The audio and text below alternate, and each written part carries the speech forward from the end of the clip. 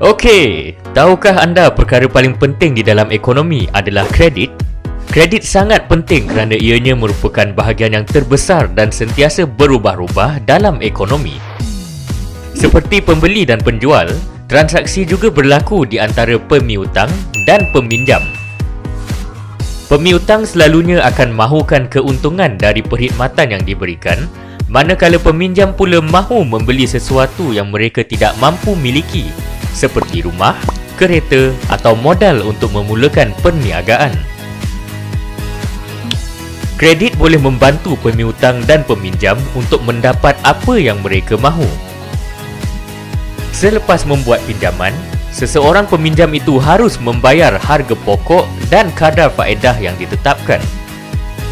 Harga pokok adalah jumlah wang yang mahu dipinjam dan kadar faedah pula adalah amaun tambahan yang telah ditetapkan oleh pemiutang. Apabila kadar faedah tinggi, maka permintaan untuk meminjam akan berkurangan kerana jumlah keseluruhan yang perlu dibayar semula oleh peminjam akan menjadi lebih tinggi. Apabila kadar faedah rendah pula, maka permintaan untuk meminjam akan meningkat kerana jumlah keseluruhan yang perlu dibayar semula oleh peminjam akan menjadi lebih rendah. Prinsipnya, jika pemiutang bersedia memberikan bantuan kewangan dan peminjam bersedia untuk membayarnya semula, maka kredit akan tercipta.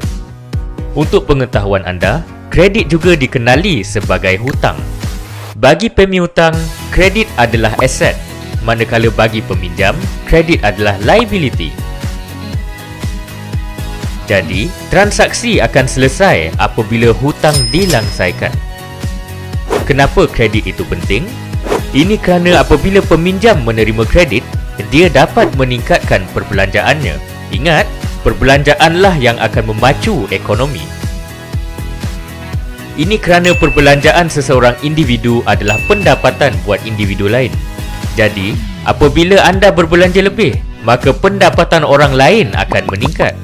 Apabila pendapatan seseorang individu itu meningkat, dia lebih layak untuk menerima bantuan kredit kerana dia adalah seorang peminjam yang dipercayai dan mampu untuk membayar semula pinjaman.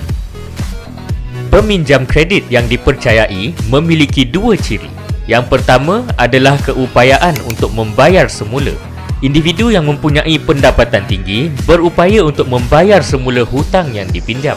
Kedua adalah mereka yang membuat cagaran jika tidak mampu membayar. Sekiranya seseorang individu itu tidak mampu untuk membayar semula hutangnya, dia mempunyai aset berharga yang boleh digunakan sebagai cagaran untuk melangsaikan hutangnya.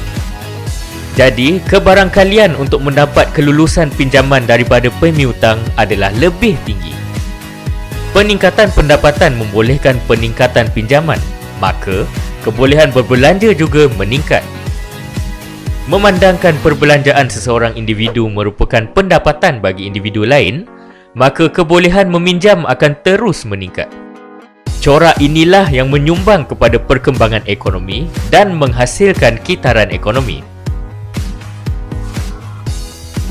Dalam episod selanjutnya, kita akan lihat pula tentang kitaran dalam ekonomi. Okey, jumpa lagi.